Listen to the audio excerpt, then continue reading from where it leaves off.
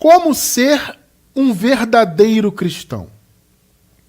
Nosso versículo inicial se encontra no livro de Atos dos Apóstolos, capítulo 11, verso 26, Nova Versão Internacional. Aliás, o nosso estudo inteiro hoje está na Nova Versão Internacional. Assim, durante um ano inteiro, Barnabé e Saulo se reuniram com a igreja e ensinaram a muitos.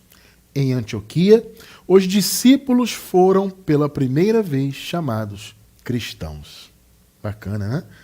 Louvado seja Deus. Igreja preciosa do Senhor Jesus, povo abençoado, mais que vencedores em Cristo, selados com o Espírito Santo, igreja eterna, preciosa, sem ruga e sem mácula. Meus amados irmãos, hoje eu quero falar com vocês a respeito desse assunto muito importante. O que é ser cristão? Muitos irmãos têm essa dúvida, porque muitos vêm para a graça, né? Estão se achegando à doutrina, estão estudando, ouvindo estudos nossos, né? Assistindo a vídeos, estão crescendo em graça, isso é muito bom. E muitas dúvidas surgem. E uma dessas dúvidas mais frequentes é o que é ser cristão, então? Né? Porque a graça, o Evangelho da Graça, ele apresenta conceitos que vão totalmente contrários ao que a religião, que é a maioria, né, que se diz cristã, inclusive, apregoa. Então, o Evangelho da Graça ele vem com conceitos contrários, e que são conceitos bíblicos, obviamente, e que, consequentemente, eles batem de frente com o raciocínio religioso. Então a pessoa pensa, poxa, eu achava que eu era um cristão quando eu estava lá no sistema. Eu frequentava templos, eu cumpria ordenanças e tudo mais. Agora eu estou aprendendo o Evangelho da Graça. Então o que é ser cristão, na verdade? Então eu não era cristão quando eu estava ali no sistema?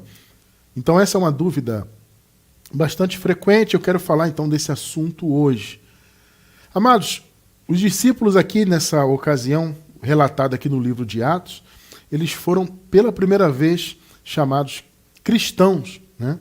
O Barnabé, aqui no contexto, estava ali procurando Paulo, e aí ele encontrou Paulo e ambos foram para Antioquia.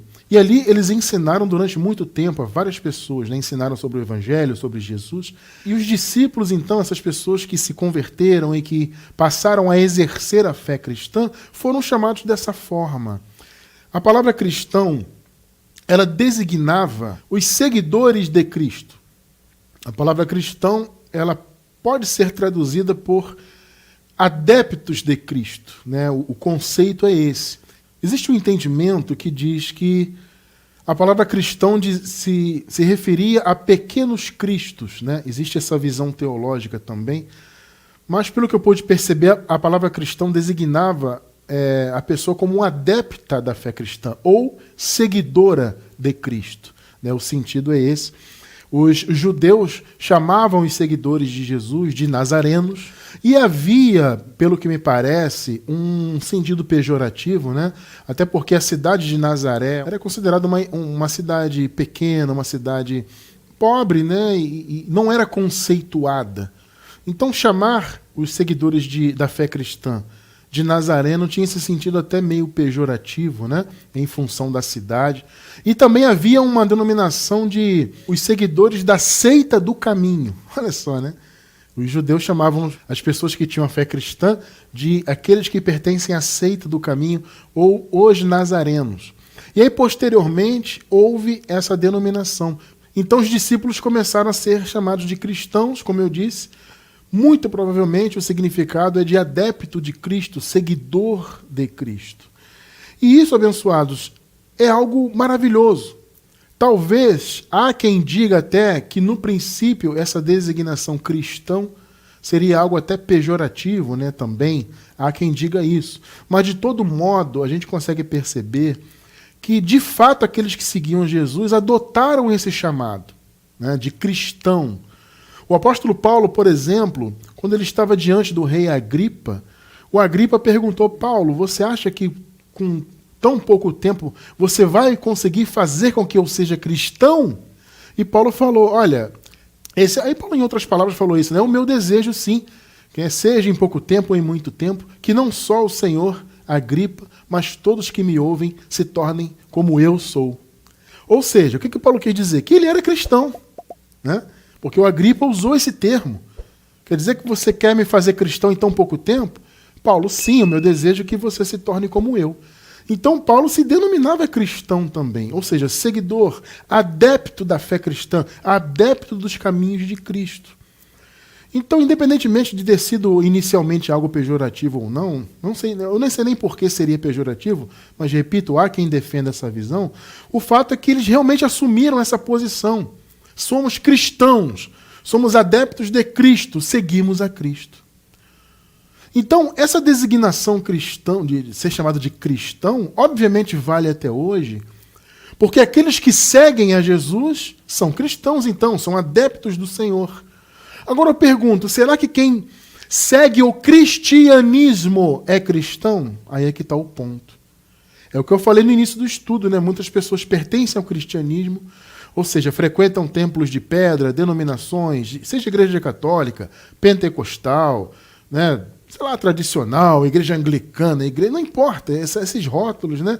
No meu modo de ver, amado, é tudo a mesma coisa, tá? Então as pessoas frequentam esses rótulos e elas estão então no tal cristianismo. E elas pensam que são cristãos por isso. Mas será que seguir o cristianismo, que é uma religião, que é algo humano, tá? Religião é coisa humana, gente. Entende?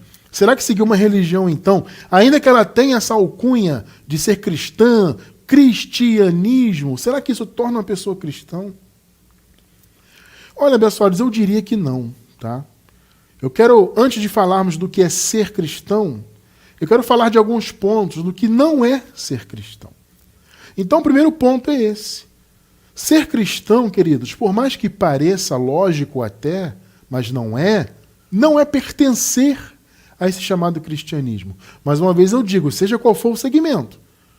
Porque cristianismo é religião, como eu acabei de falar, e religião ela tem origem humana.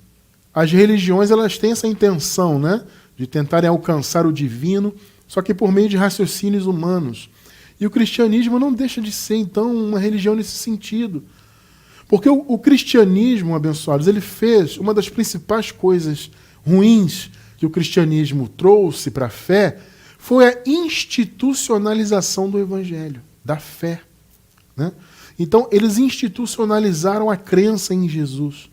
Então, hoje as pessoas pensam que para elas serem cristãs, elas precisam frequentar um templo, com uma placa denominacional, com CNPJ, sabe?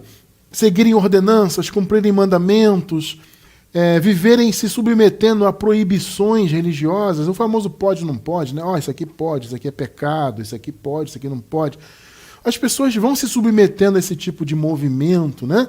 E elas acham que isso as torna cristãs. Eu frequento aqui a igreja X, né? Então eu sou cristão. Né? Existe até o conceito absurdo de cristão não praticante. Não tem esse conceito? Vocês podem notar, abençoados, as estatísticas colocam o cristianismo como a maior religião, né? O maior número de adeptos é do cristianismo. Por que isso acontece também? Um dos motivos é esse, que muitas pessoas se dizem cristãs, mas são cristãs não praticantes, ou católicos não praticantes, evangélicos não praticantes. É um conceito que não faz nenhum sentido, né? Porque o cristão, necessariamente, ele pratica a fé cristã, né? E repito, a fé cristã não está no cristianismo.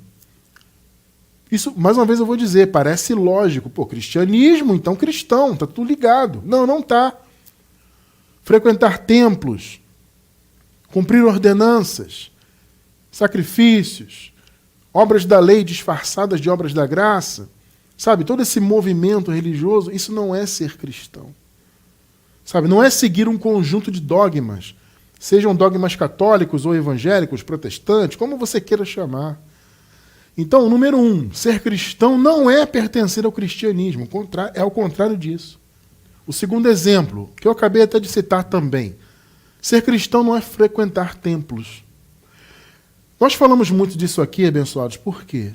Porque Jesus veio, amados, para acabar com esse conceito. As pessoas têm essa ideia de que Jesus veio institucionalizar uma religião, veio criar uma religião nova. Negativo. Jesus, veja, ele foi judeu, nasceu dentro da religião judaica.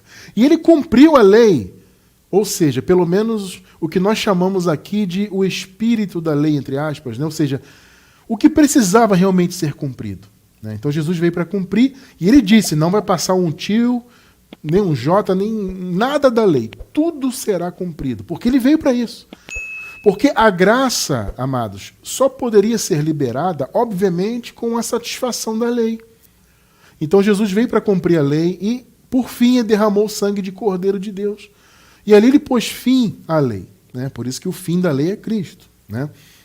Então o Senhor não veio instituir uma religião. Entende? Uma nova. Eu vou criar uma religião nova para substituir o judaísmo. Não, pelo contrário. Entende? Então Jesus veio justamente para acabar com essa visão de templo. É o que eu sempre digo aqui. Irmão Cristiano, você é contra reuniões? Eu não vejo sentido algum em ser contra. Para mim não faz sentido nenhum isso. Qual é o problema se você quer se reunir? Só que você pode se reunir em qualquer lugar. Porque você não está limitado a um espaço geográfico específico. Vocês estão entendendo o ponto? Você pode se reunir numa praça pública. Irmão Cristiano, eu quero falar da graça com alguém, eu vou chamar uns amigos aqui, vamos sentar ali na praça no meu bairro, eu quero falar da graça com eles. Ótimo. Você pode se reunir, por exemplo, na sua casa, na sua garagem. Você pode se reunir no seu condomínio. Todo condomínio tem um espaço, né, reservado ali para os usuários, para os moradores. Você pode utilizar, enfim, qualquer lugar. Por quê? Porque o que Jesus disse? Observe bem o que Jesus disse. Onde estiverem, olha só, onde estiverem 2 ou 3 reunidos em meu nome, ali eu estarei com eles. Onde estiverem. Então você vê que quando Jesus fala isso, ele tira essa limitação. Ele não veio estipular que os seguidores deles, ou seja, os verdadeiros cristãos, né, fossem frequentadores de um espaço geográfico específico, como se Deus se manifestasse apenas ali, como se esse espaço fosse algo sagrado. O problema está justamente nisso aí. Porque, veja bem, não é essa a visão. As pessoas têm os seus templos aí das suas religiões como algo sagrado. A Santa Igreja Católica, vou lá frequentar a missa. O culto abençoado ali na igreja fulana, na igreja cicrana, né? E as pessoas vão ali quase que com uma adoração implícita, né? Não é nem uma adoração explícita, é uma coisa inconsciente, né? Mas existe uma adoração, ainda que inconsciente, a esses templos. Então as pessoas têm esse conceito que elas precisam necessariamente estar naquele espaço e que Deus se manifesta ali, né? E que elas têm que buscar a Deus ali. Vocês estão entendendo o conceito? Esse é um conceito do Antigo Pacto. No Antigo Pacto é que as pessoas oravam em direção ao templo. No caso, falando dos judeus, né? Os judeus eles faziam a adoração deles em direção ao templo, ou no próprio templo, né? Oferecendo ali os sacrifícios, frequentando ali o pátio, aquela coisa toda. Ou quando a pessoa estava distante, ela orava, né? Fazia aquela adoração de joelho, aquele movimento, né? Testa no chão, aquela coisa toda. Fazia voltado geograficamente para o templo. Então havia uma dependência daquele espaço específico, entende? Além de haver as sinagogas, né? Onde os judeus também se reuniam. Então você vê que esse conceito é do Antigo Pacto. Essa dependência de um espaço geográfico, supostamente sagrado, aquela coisa toda. Jesus veio para acabar com isso. Jesus, ele não veio instituir essa ou aquela igreja no sentido institucional. A igreja que ele veio constituir é o seu povo, os seus filhos. A igreja são as pessoas. Veja, amado, isso é muito claro na palavra. Então, veja, quando eu falo do cristianismo, quando eu falo dessa coisa de templo, observe bem, eu falo com todo respeito aos irmãos que frequentam esses espaços, porque eu também frequentei. Todos nós que estamos em graça frequentamos. Entende? Então, só que Deus muda a nossa visão, Deus nos revela a verdade, né? À medida que nós vamos crescendo no conhecimento, a verdade vai sendo revelada. É um processo. Quando eu comecei a falar da graça, pouco mais de 20 anos atrás, obviamente eu não tinha o conhecimento que eu tenho hoje. Então o Senhor foi permitindo que esse conhecimento fosse crescendo. Por meio de muito trabalho, muito esforço, muito estudo, o Espírito Santo então foi abrindo o nosso entendimento. Então a nossa visão vai mudando, obviamente, para melhor, né? Vai mudando porque vai crescendo o conhecimento. Então, eu falo com todo respeito, eu não estou aqui para atacar, né? De repente tem algum irmão assistindo aí que ainda frequenta algum templo, ou é católico, ou é batista, ou é universal, não importa o segmento, né? E o irmão está aqui assistindo, está começando a crescer em graça. Veja, amado, eu não estou falando isso aqui para te atacar, eu não quero debochar de você, nada disso, eu quero que você conheça a verdade. Jesus não veio, vou repetir, ele não veio instituir a fé no sentido templário, né, de institucionalizar e colocar a fé entre quatro paredes. Jesus não tinha essa visão, queridos, muito pelo contrário. Então, hoje em dia, nós batemos muito nessa tecla porque nós queremos andar na fé genuína. E a fé genuína não está presa entre quatro paredes denominacionais. Vocês estão entendendo? Então eu digo, eu não sou contra a reunião. Você quer se reunir? Faça no modelo bíblico. O modelo bíblico é o seguinte, as pessoas se reuniam nas casas uns dos outros. Eu acredito até que essa é uma forma muito mais eficaz de se levar a palavra. Porque qualquer casa pode ser um ponto ali, né, de conhecimento, um ponto de pregação do evangelho. Qualquer residência ou qualquer espaço pode ser. Você não pode, você não deve, e eu diria até que não pode estar, né, conectado a sistemas institucionalizados. Jesus não veio para isso. Observe só o Senhor falando aqui em João, livro histórico de João, capítulo 4, versículos do 20 ao 24. Aqui é a mulher samaritana, né? Nós sabemos que os judeus e os samaritanos, apesar de terem a mesma origem, eles não se davam bem, né? E havia então essa disputa ali entre eles e tudo mais. E aí o Senhor Jesus se encontrou com uma mulher samaritana. E aí ela falou assim para Jesus: nossos antepassados adoraram neste monte, mas vocês, judeus, dizem que Jerusalém é o lugar onde se deve adorar. Olha só, a visão dos judeus era essa. Eles estavam atrelados ao local, Jerusalém, mais especificamente o templo. É claro que a adoração era feita em qualquer lugar de Jerusalém, mas é aquilo que eu disse, se fosse fora do templo, seria feita em direção ao templo. Então o templo de Jerusalém era o foco. Então havia uma dependência geográfica, vocês estão entendendo? Então os samaritanos faziam a sua adoração no monte e os judeus diziam, não, é em Jerusalém, e mais precisamente ainda no templo. Aí Jesus falou, 21. Jesus declarou, creia em mim, mulher, está próxima a hora, olha só o que ele está dizendo, em que vocês não adorarão o Pai nem neste monte, nem em Jerusalém. Opa! O que Jesus está dizendo aqui, amados? Raciocinem comigo. Ele está retirando a fé, a adoração, de uma dependência geográfica. Ele está retirando a fé, a adoração a Deus, ou do monte, ou de Jerusalém, ou do próprio templo. Percebe o que Jesus está dizendo aqui? Não vai ser em um lugar específico, mulher. Entenda isso. Você está preocupada se tem que ser aqui no Monte Gerizim ou se tem que ser em Jerusalém? Não. A adoração ao Pai não vai ter mais a ver com espaços geográficos. Ou seja, Jesus estava retirando a dependência geográfica da adoração. 22. Vocês, samaritanos, adoram o que não conhecem. Nós adoramos o que conhecemos, pois a salvação vem dos judeus. Jesus disse isso, obviamente, porque ele era a salvação. E ele havia nascido como judeu, conforme a promessa havia sido feita, né? 23. No entanto, está chegando a hora, e de fato já chegou, olha o que ele falou, né? Porque ele estava ali justamente cumprindo a lei para estabelecer a graça, né? Em que os verdadeiros adoradores, adorarão o Pai em espírito e em verdade. São estes os adoradores que o Pai procura. Meu irmão, olha que revelação está aqui. O Senhor Jesus aqui, ele estava colocando em oposição a adoração verdadeira, que seria em espírito e em verdade, em oposição à adoração que dependia da religião, tanto dos samaritanos quanto dos judeus, né? Uma adoração dependente de um espaço geográfico, dependente até, no caso dos judeus, de um templo. Jesus está dizendo, não, Deus procura, Deus deseja ser adorado em espírito e em verdade, não num espaço geográfico específico.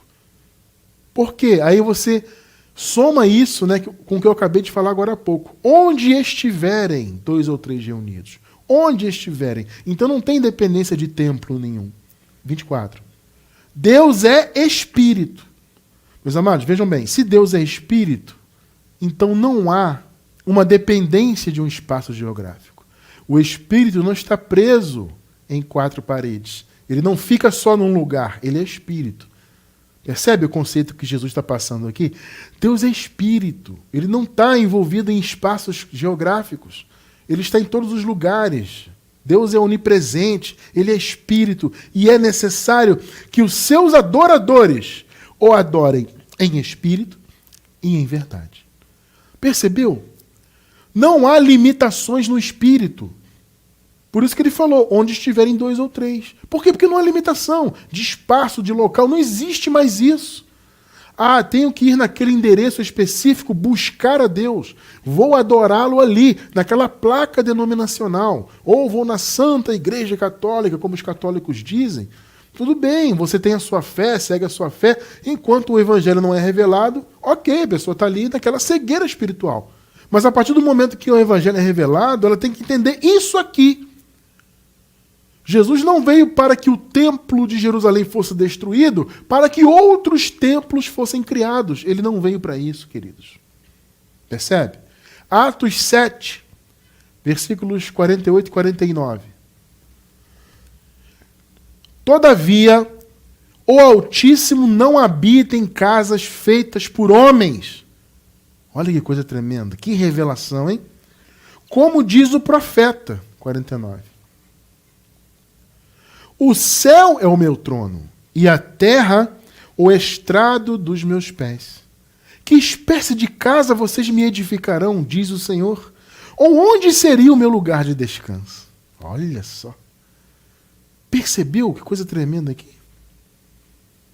Agora veja o apóstolo Paulo falando disso também. Atos 17, 24.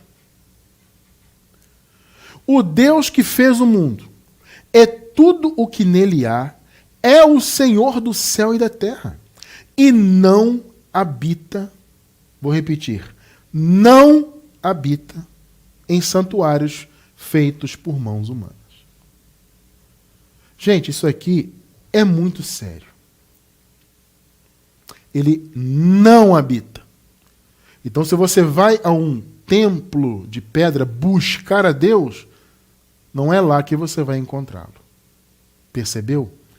A palavra aqui é muito clara. Não habita. Pegou, né? Jesus veio justamente para que o templo de Jerusalém fosse destruído. Jesus profetizou a destruição do templo. Você encontra lá em Mateus 24.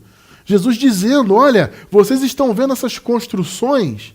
Jesus estava se referindo ao templo, às construções do templo de Jerusalém. Vocês estão vendo? Não ficará pedra sobre pedra dessas construções.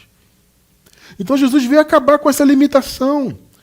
Então, meus amados irmãos, ser cristão não é ser frequentador de templo.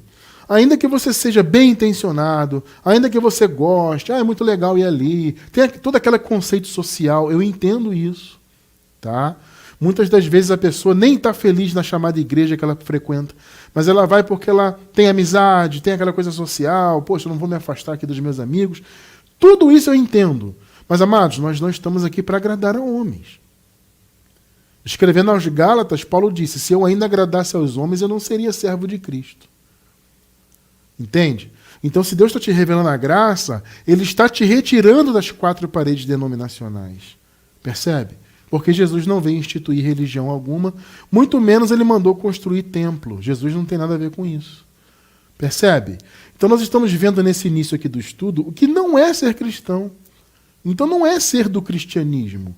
Não é frequentar templos de pedra. Não é isso. É o contrário disso. Terceiro exemplo. Ser cristão não é deixar de usufruir as coisas normais da vida. Né? As pessoas pensam que ser cristão é deixar... eu vou deixar de estar com um amigo meu, porque eu sou cristão e ele não. Veja bem, amado, isso não faz sentido. Você tem que estar com o seu amigo. Sendo cristão e ele não sendo cristão verdadeiro, e ele não sendo, é aí que você tem que estar com ele. É evidente que se ele tem uma conduta mundana, carnal, obviamente você não vai imitá-lo neste sentido. Mas você tem que estar junto, até para influenciar. Então você não tem que deixar de frequentar lugares. Ali as pessoas não são crentes, eu não vou. Tem gente que é assim, tá? Minha família me chamou para o aniversário ali do fulano. Mas lá eles vão ouvir música do mundo, entre aspas. Lá eles bebem cerveja. Lá eles... eu não vou.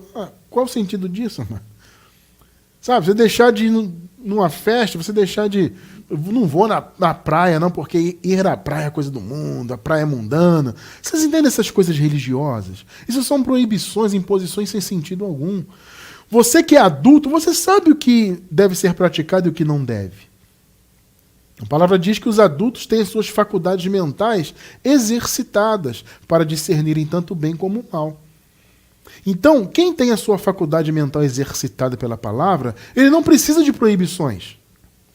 Pode, não pode, isso aqui é errado, isso aqui é pecado, não faz. Não, o cristão verdadeiro, o adulto na palavra, ele tem consciência de tudo. Ele é guiado pelo Espírito, não por mandamentos, não por proibições. Então, ser cristão não é viver em proibições religiosas, pelo contrário. Né? Ser cristão é ter uma consciência do que se deve viver e do que não se deve viver. Uma consciência revelada pela palavra, né? Entende? Outra coisa, ser cristão não é ser um amante de bens materiais. Gente, nós temos falado isso aqui já há um bom tempo. As pessoas do cristianismo, em especial aquele segmento da teologia da prosperidade, que é nefasto, é maldito, é imundo, é um dos piores conceitos, né? É uma das heresias de todas que existem, uma das piores. Essa coisa de ter essa visão materialista, né? Eu vou para a igreja para alcançar uma vitória, né? Uma conquista, eu quero abrir o meu negócio, eu quero... Veja, não é errado você desejar evoluir na vida, crescer, angariar bens materiais. Isso não é necessariamente errado. Errado é você viver dependendo disso e, principalmente, você colocar sua fé em função disso. A sua vida com Deus em função de você buscar algo material. Gente, isso é mais do que absurdo. Mas nós vemos isto sendo apregoado em muitas denominações. Eu não vou dizer todas, tá? Nem todas as denominações do cristianismo têm esse pensamento, mas muitas têm, e até aquelas mais tradicionais estão começando a aderir também. Por quê? Porque esse tipo de pensamento materialista, ele atrai público. Perceberam? E como as igrejas tradicionais vêm perdendo, então, adeptos, elas começam a abrir as portas a esse tipo de raciocínio. Ter uma visão mais materialista, líderes mais voltados para o motivacionismo. Eles não falam de Jesus assim, até a página 2. Né? Eles falam só para dizer que falam. Mas, no fundo, eles são motivacionistas. Então, as pessoas vão para as chamadas igrejas atrás de motivação e buscar bens materiais e ser um abençoado no sentido material. Mas vocês entendem o quanto isso é abominável? Isso não é ser cristão, queridos.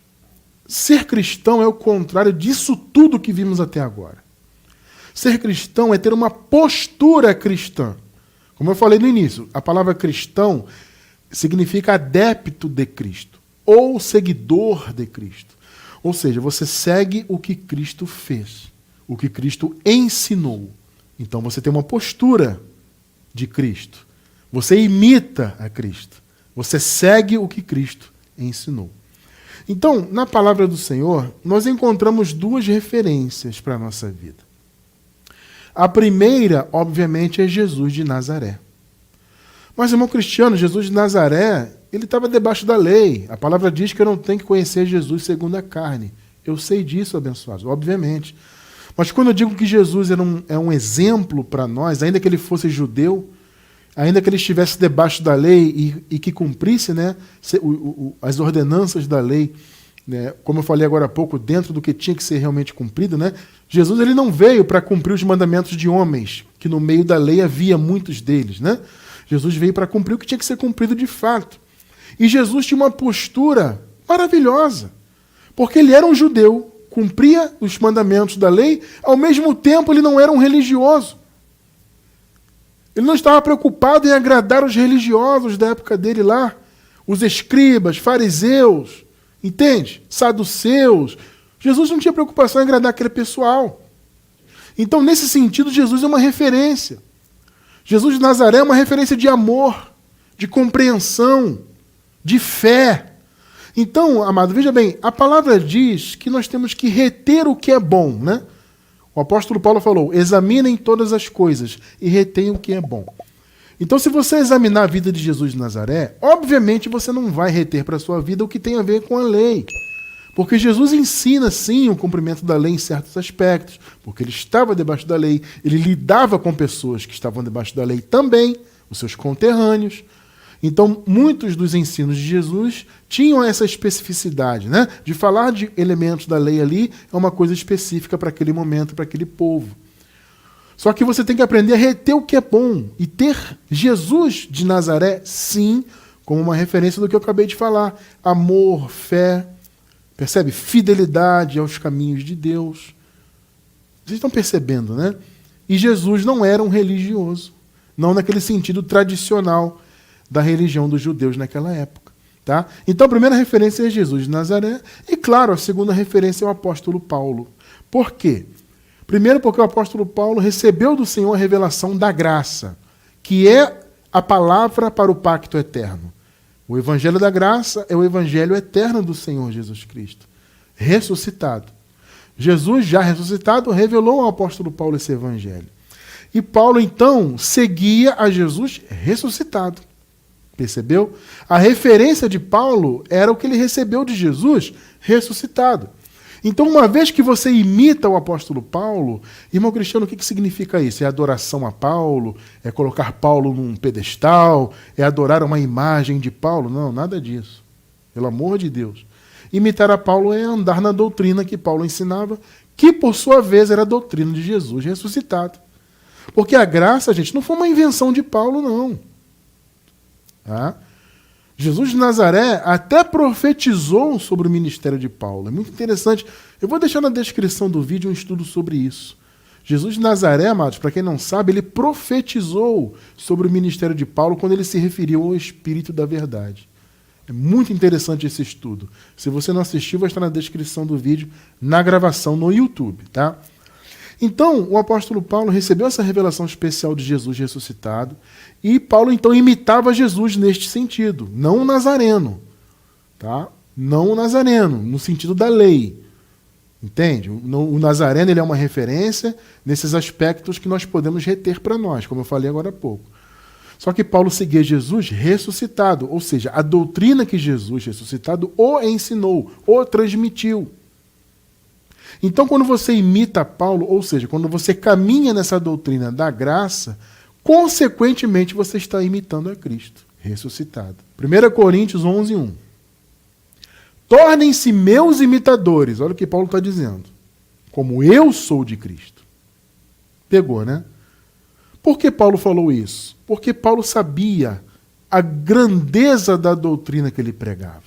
Ele sabia que era a revelação da graça. E ali na igreja dos Coríntios havia muitos líderes. Então havia aquele grupo, eu sou de Pedro, eu sou de Apolo, eu sigo fulano, cicrano, entendeu?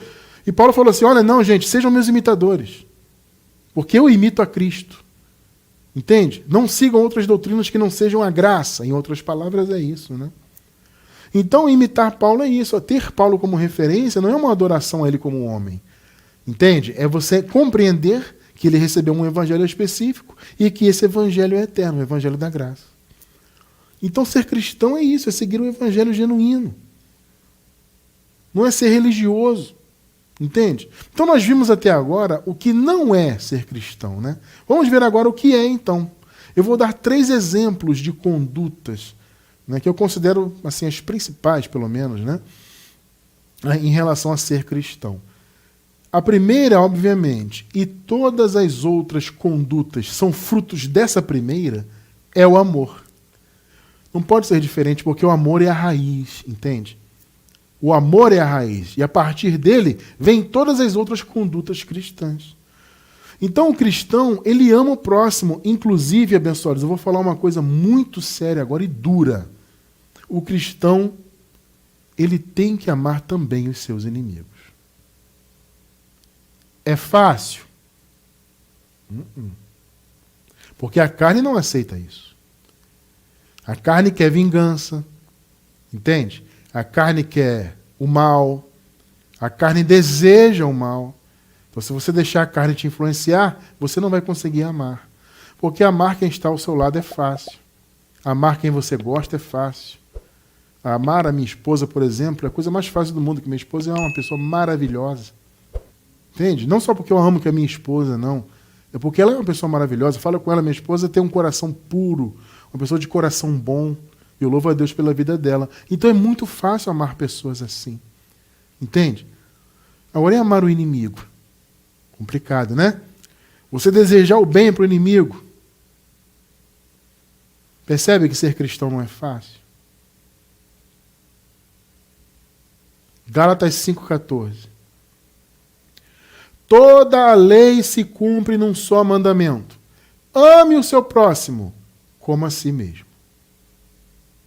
Por que o apóstolo Paulo falou isso aqui? Porque havia, lá na igreja dos Gálatas, aquela influência, né, que nós já estudamos muito aqui, dos judaizantes. Aquelas pessoas que queriam que as igrejas vivessem em função da lei de Moisés, cumprindo mandamentos e ordenanças da lei. Então, esse tipo de pensamento estava também ali na igreja dos Gálatas. Eles estavam muito preocupados em guardar mandamentos da lei, obras da lei, porque alguém havia entrado ali com esse raciocínio. E Paulo chamou a atenção deles, né? A carta dele, inclusive, foi para isso. Para chamar a atenção deles para isso. Olha, vocês estão voltando para a lei? Eu estou admirado, eu acho que eu trabalhei em vão para vocês. Paulo fala isso, puxa a orelha deles. Porque vocês foram chamados na graça, agora estão regredindo para outro evangelho, que não é outro. São alguns que vos perturbam e querem perverter o evangelho de Cristo. Meu irmão, entenda uma coisa. Quem prega fora da graça está pervertendo o evangelho. Entende? Então, seguir o cristianismo, que é uma perversão do evangelho, é algo terrível. Não é ser cristão isso aí. E os Gálatas estavam nisso. Foram chamados na graça, ouviram a graça, glória a Deus. Aí veio o pessoal do sistema religioso na época, os judaizantes. Não, tem que cumprir a lei. Percebe? Aí Paulo falou para eles, e aí, vocês estão voltando agora para outro evangelho que nem é evangelho, é? E aí Paulo resumiu, vocês estão preocupados em guardar a lei? Entenda uma coisa, toda a lei se resume num só mandamento. Ame o seu próximo como a si mesmo. Então, este é o mandamento que o cristão tem que seguir. E deste mandamento vem todas as outras direções, como eu falei. Todos os caminhos que temos que andar como cristãos genuínos vêm do amor. Tudo está enraizado no amor e sai do amor. Entende?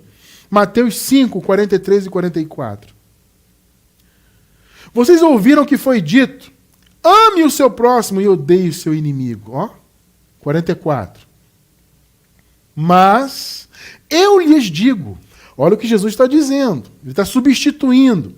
Amem os seus inimigos e orem por aqueles que os perseguem.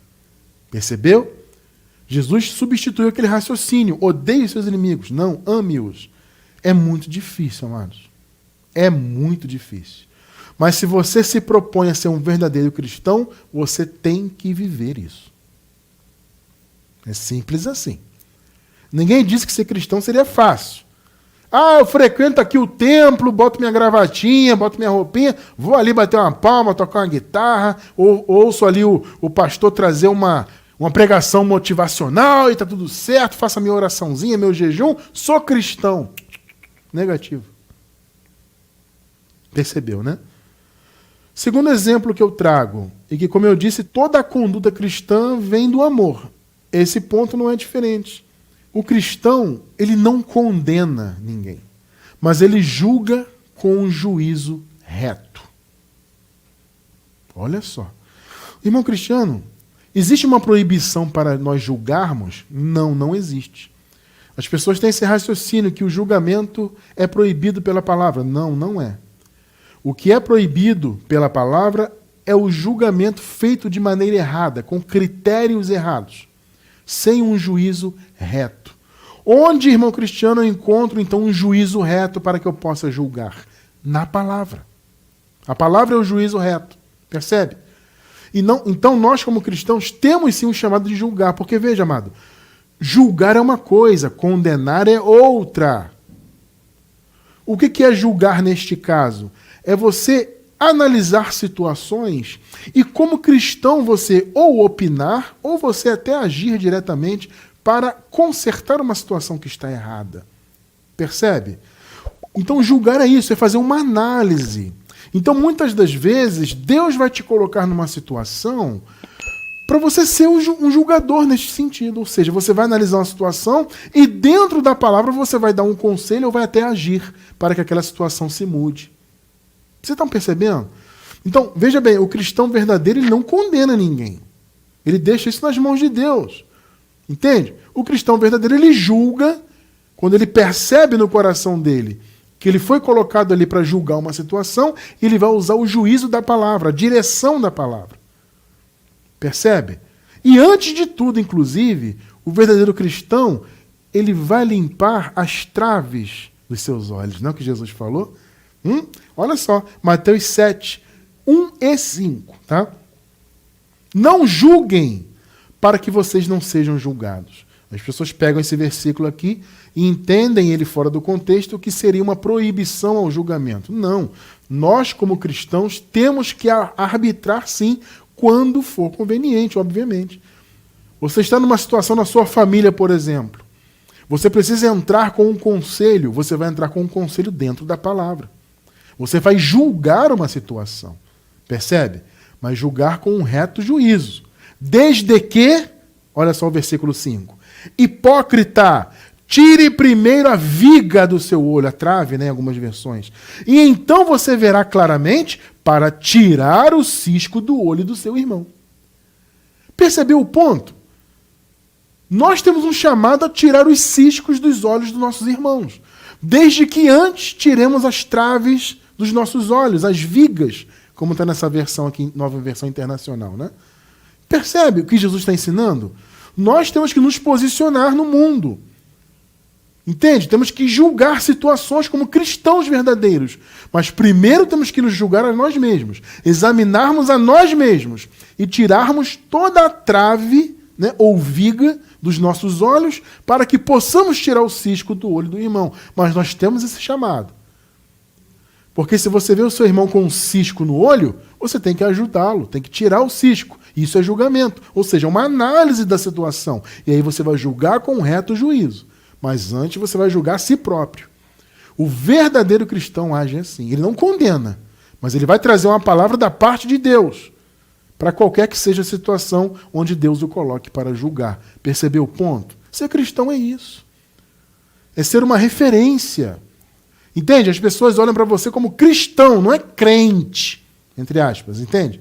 Não é crente, não é frequentador de templo, não é católico, é cristão. Ela vai lá para você e vai ter você como referência. Olha, eu posso contar com o juízo daquele camarada ali, porque ele é uma pessoa de Deus, ele fala de Deus. Ele nunca me condenou, ele nunca disse que eu vou para o inferno, entre aspas, que Deus vai pesar a mão, que eu tenho que aceitar Jesus, que eu sou pecador. Ele nunca fez isso. O cristão é assim. Ele julga com reto juízo. Tremendo, né? E claro, um terceiro exemplo que eu trago hoje, que todo cristão tem que ter isso na sua conduta e que também, claro, como eu disse, é fruto do amor, é fazer o bem. Deus, eu vou repetir, Deus, o Senhor Jesus Cristo ressuscitado, que é Deus sobre todos, ele não veio instituir religião nenhuma, ele não veio mandar ninguém construir templo nenhum, colocar placas CNPJ em lugar nenhum. Perceba isso. Ele veio acabar com tudo isso, pelo contrário. E ele veio para que o seu evangelho transformasse a mente dos filhos dele, de modo que eles pudessem amar, que eles pudessem julgar o mundo. Esse é o nosso chamado, com reto juízo, julgando-nos a nós mesmos primeiro, e fazermos o bem. É isso que o mundo espera do verdadeiro cristão. 2 Tessalonicenses 3,13. Quanto a vocês, irmãos, olha aí, nunca se cansem de fazer o bem. Nunca se cansem. Ou seja, estejam sempre aptos a fazer o bem. Estejam sempre preparados a fazer o bem. Porque a sociedade humana precisa que o bem seja praticado. Porque o mal, meu irmão, o mal já tem aí à vontade. O mal já tem à vontade no mundo. Então o mundo precisa do bem que o verdadeiro cristão tem para oferecer. Romanos 12, 17 até o 21. Não retribuam a ninguém mal por mal. Procurem fazer o que é correto aos olhos de todos. Olha o que eu falei agora há pouco, que o cristão verdadeiro é referência. Façam todo o possível para viver em paz com todos. O que depender de nós, temos que fazer isso, né? 19. Amados, nunca procurem vingar-se. A vingança é uma maneira de você querer roubar uma atribuição de Deus. Porque a vingança pertence a Deus. Então é roubar um atributo de Deus. Amados, nunca procurem vingar-se, mas deixem com Deus a ira. Pois está escrito, minha é a vingança, eu retribuirei, diz o Senhor. 20. Pelo contrário, se o seu inimigo tiver fome, olha só, dê-lhe de comer. Se tiver sede, dê-lhe de beber. Fazendo isso, você amontoará brasas vivas sobre a cabeça dele. Isso aqui, essa frase tem um sentido assim, você vai fazer até com que ele se envergonhe. O rosto dele vai ficar vermelho de vergonha, como brasa, né? Esse é o sentido aqui. Por quê? Porque ele é seu inimigo, ele te odeia, ele te ataca, mas você mata a fome dele. Você dá de comer, você dá de beber, né? Você está fazendo um benefício para alguém que se considera seu inimigo.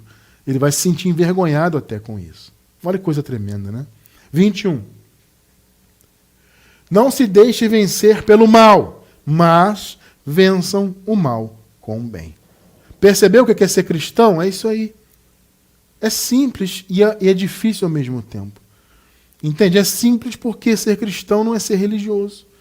Né? A religião que enche a nossa vida de dogmas, mandamentos, diretrizes, proibições e tudo mais. Então ser cristão neste sentido é fácil. Por outro lado é muito difícil. Porque você tem que amar quem está próximo de você, inclusive se for inimigo. Não é fácil não, meu irmão. Entende? Mas é isso. Ser cristão é amar, é julgar com reto juízo, porque o mundo precisa do nosso julgamento, sim. Entende? E é fazer o bem. Sempre que houver oportunidade, sempre que Deus abrir uma porta para você fazer o bem, faça o bem, porque esse é o papel do verdadeiro cristão. Deus então nos deu esse chamado de sermos cristãos, adeptos de Cristo, seguidores do que Cristo ensinou. Deus não levantou os seus filhos para que eles sejam frequentadores de templos, obedientes a mandamentos de homens, seguidores de dogmas, praticantes de cerimonialismos. Deus não criou seus filhos para isso. Isso é um engano religioso. Entende? Não é fácil ser cristão verdadeiro, como eu falei, porque você amar até quem te odeia, você fazer um bem para quem é seu inimigo, é algo muito difícil, a carne não aceita isso. Então, amado, veja bem, é uma luta grande, você se manter, né, dentro da sociedade como uma pessoa que tem um bom juízo, uma pessoa que é bem vista, que tem um bom testemunho, isso é uma luta diária. Então não é fácil ser cristão de verdade, mas é possível, desde que você não seja um religioso. Entende? Ser cristão é isso, é ter Jesus Cristo sendo formado em nós. Entende? É um processo, né? Desde que você conhece o Evangelho, como nós conhecemos pela misericórdia de Deus, o Evangelho da Graça, esse processo de Cristo sendo formado em nós foi iniciado. E enquanto estivermos aqui nesta vida crescendo em graça, cada vez mais Cristo vai sendo formado em nós. Gálatas 4:19. Meus filhos, novamente estou sofrendo as dores de parto por sua causa. Por quê? Porque eles já haviam, entre aspas, nascido, né? Paulo já havia dado à luz no sentido da doutrina, né? para os Gálatas. Então Paulo já os havia trazido à vida, metaforicamente, né? Só que Paulo está dizendo o seguinte, eu estou tendo que fazer vocês nascerem de novo. Eu estou sofrendo as dores de parto de novo porque vocês estão regredindo para a lei. Meus filhos, novamente estou sofrendo dores de parto por sua causa, até que Cristo seja formado em vocês. Percebem que viver religiosamente em obras da lei é você negar a formação de Cristo em você? É o que Paulo está dizendo aqui, porque os Gálatas estavam andando para trás. Os Gálatas estavam se envolvendo com a religião judaica. Isso não é ter Cristo sendo formado em você. Então, assim como se envolver com a religião judaica, é a mesma coisa se envolver com a religião católica ou com o cristianismo de maneira geral. E mais uma vez eu falo isso com todo respeito, eu não estou aqui para atacar ninguém, eu estou aqui para falar a verdade para você, meu irmão. Cristo ser formado em nós é todo esse processo de libertação da religião. É o primeiro ponto. O primeiro passo para Cristo ser formado em nós é abolir religião. Porque, como nós vimos no início, Jesus veio para acabar com isso, com religião. Percebe? E aí sim Cristo começa a ser formado em nós pelo verdadeiro evangelho. É um processo. Encerro então com Filipenses 2,15. Você se lembra que eu falei agora há pouco que nós temos um papel importante na sociedade? Que nós temos sim que julgar o mundo? É o nosso papel. Não é condenar, é julgar, é trazer um reto juízo. Esse reto juízo nós encontramos no evangelho. E isso é ser luz para o mundo. Para que venham tornar-se puros e irrepreensíveis. Mas, Cristiano França, tornar-se quer dizer que eles não eram? Não, Paulo está falando, gente, em relação à sociedade. A igreja já era pura e santa para Deus. A igreja já era irrepreensível para Deus. Mas aqui Paulo está falando em relação à sociedade que cerca a igreja. Para que vocês, como igreja, venham a tornar-se puros e irrepreensíveis, filhos de Deus inculpáveis no meio de uma geração corrompida e depravada. É a geração do mundo aí. Na qual vocês brilham como estrelas no universo. Eu acho essa palavra linda, principalmente nessa nova versão internacional. Nós somos estrelas no universo, ou seja, somos pontos de luz. Quando você está aqui à noite, por exemplo, principalmente se você está num lugar que não tem muita poluição, etc., né? um local de campo, etc., você olha para o alto, você vê várias estrelas, você vê a luz. É o que nós somos. Pontos de luz no mundo, referências. As estrelas, elas não eram referências. Hoje em dia, com a tecnologia, nem tanto, né? Mas antigamente elas eram muita referência de caminhos, né? Caminhos marítimos, etc. As pessoas tinham as estrelas como referência. É isso. A luz do que o mundo precisa, a referência, somos nós, cristãos, não pertencentes a cristianismo algum ou qualquer que seja a religião. Cristãos, ou seja, livres do sistema religioso, tendo Cristo sendo formado em nós pelo Evangelho e trazendo o amor, trazendo o juízo perfeito para o mundo e as boas obras, a prática do bem. Isso é ser verdadeiramente cristão.